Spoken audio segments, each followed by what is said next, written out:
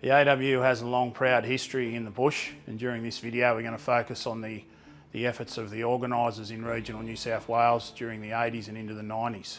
I was in the Newcastle office a couple of years ago when one of our staff members come in and said there was a gentleman on the phone that claimed to have been a member of the AWU for more than 70 years. Turned out to be Mike O'Shea. I had a conversation with Mike that day and he shared his story about how he joined the union when he was 17. Started working in the shearing sheds in regional New South Wales. I went out and caught up with Mike and had lunch with him, and he brought a few of his mates along that were also AWU organisers during the 80s and early 90s. And after sitting down for a couple of hours and hearing their stories and how they used to organise and some of the difficulties they had in the bush in those days, this video has been an idea that I've had ever since then, and I'm proud to be able to bring this video to you to celebrate and acknowledge the hard work of our regional organisers.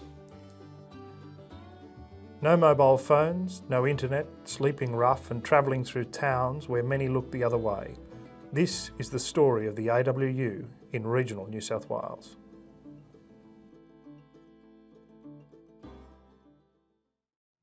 Mick was the one that rang me up for the job. It said no about 5 times, I think, and one night he might have got me on a few beers. And I got the job as an organiser, and I lasted about 2 months with Mike O'Shea around the sheds around Mudgee and Bathurst and a place like that. Mick was good. I first come across him in a shed. We were having trouble with wet sheep. He come down and the way he handled it was just magic. There was a shearing shed on the place where I used to live, at Uncle's place, and shearing come around, and then I really got attached to the shearing, so this'll do me, I'm going to be a shearer. I was appointed to the Central West and Western New South Wales. The run was from the South Australian border up into the New England, and people used to ask me how big's your area, and I used to say 2 days wide and 3 days long. I had a day and a half in the Sydney office, and that was my training to become an Australian Workers' Union organiser. like years ago, you'd go to a shed, you'd organise a rep of the team, have a meeting, and if there's anything wrong, like beds or something like that, you'd get that. Because you always drew for stands, you know, the 5 shearing stands, 10 shearing stands, whatever, you'd write the numbers out, put them in a tin, and someone would draw one out, and that's the stand you got to shear on. A lot of teams, whoever drew number 1 was the union rep for the shed. A heap of fellas, oh, I'm left-handed. Oh, right, you're on number 1, or you're at the other end, it just depends. There. So you're number 1, you're the shed rep. Years ago, the AWU, you more or less had to camp in your car. In those caravan parks, you know, at least you could, if you parked in there, you could have a shower the next morning. If you're out in the bloody bush, having no showers. I said, I don't want a station wagon. I want a car, because out there, station wagons are like vacuum cleaners, they suck all the dust in. And where are you going to sleep? I said, in a pub like you do, you fat bastard. Where did they get the tickets from? Yeah. Head office used to get them out of Sydney. Well, all the organisers would be allocated so many, well, they'd get you a fair bundle anyway. And there was always plenty available, you know, if you wanted more. And I walked in one year, and you had to wait till they stopped at smoke hour lunchtime. And I said, well, are we carrying on with all the bullshit? We're going to get the bullshit over before the ticket thing or what? What do you mean? I said, you telling me you're not going to join, me telling you that I'll do things, and you'll finish up, I'll walk away with a cheque and you'll have the tickets. And this bloke looked at me and said, you're right. I said, yeah. Oh, put your names down for this bloke, you guys. When me and Paul Farrow sat down with Mike O'Shea and a couple of the other organisers in this video a couple of years back, they were telling stories about how difficult it was to organise in the bush, having people pointing guns at him, shooting holes in their cars, literally ending up in fisticuffs with potential members and others in the community that didn't particularly like the union's influence. You had friends, and you had a lot of people that, you know, looked the other way. Yeah. Johnny Quilty, he was a bloke who can handle and an ECOB. They got a false telephone call.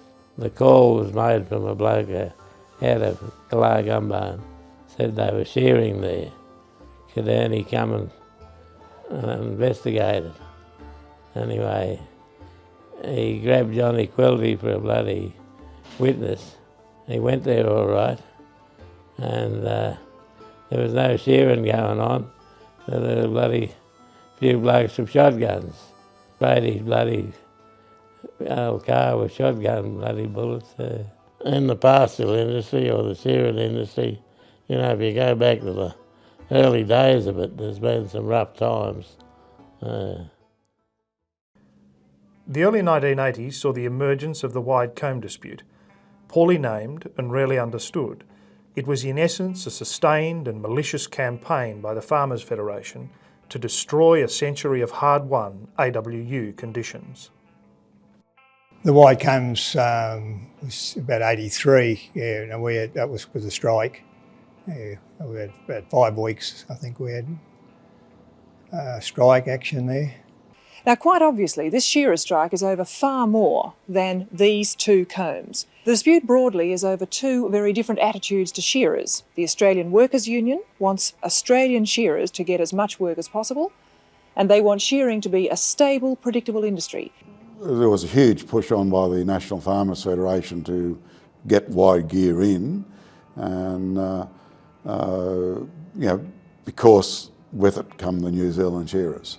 And with the New Zealand shearers came a breakdown of conditions, massive, you know.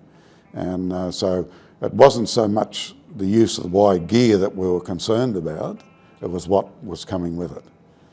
Well, with that wide comb thing, the graziers weren't worried because they were getting their sheep shorn, whether it be through the narrow combs or the wide combs, but they should have just closed shop, no shearing whatsoever, and it would have been over in bloody half the time.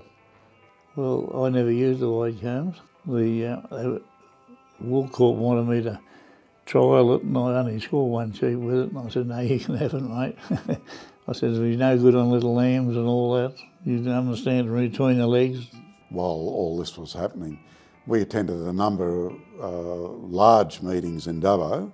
Union members only, not I am a member of the union. Geez, my grandmother was too about that period. Now, our union has never condoned violence. These are shearers, not Hollywood actors. And out here in the Australian bush right now, people are really getting hurt. It's only a tip of the iceberg as far as the wide comb issue is concerned. And that, according to Mike O'Shea, is what people don't understand. In Western Australia, they started off with pull combs. The standard comb just pulled out. And look what followed it. The wider combs came. Next thing, we had the massive influx of New Zealand shearers. All our award conditions were broken down. The rural workers' accommodation has gone by the board. And we know the same thing would happen in the eastern states should the wide comb be introduced. But eventually they voted that we would accept the wide gear, and that's what happened. And you know, all the people that stayed in the shearing industry gradually changed over. Some of them are held out for 4 or 5 years. The National Farmers won the case of the wide combs. They also won the more or less abolished award. And now, people name their own price. In 1993, with the best of intentions, the AWU merged with the Ironworkers Union. However, good intentions don't always result in the best outcomes. FIME was more of a city-based organisation where their membership was. They never cared about the bush very much. Well, the merger didn't go down too good in the bush. and they told us, we thought it was going to be good, and what we were told, it was going to be a powerful union, more powerful. He'd sorted all that out, long service leave and superannuation, after I'd given him my letter of resignation from the union. So I did intend to go and back and doing a bit of shearing. So I wrote to him and said, well, you send me a letter telling me why I'm not a member, because I'm going to be working with members. So then he sort of relented and said, oh, no, well, you can keep your membership, Fred. I'll sort it out. But I think from a rural point of view, there's a good opportunity for the AWU. I mean, they talk about wool coming back and the like of, and I think in the long run it will. And I think the AWU should be ready for it.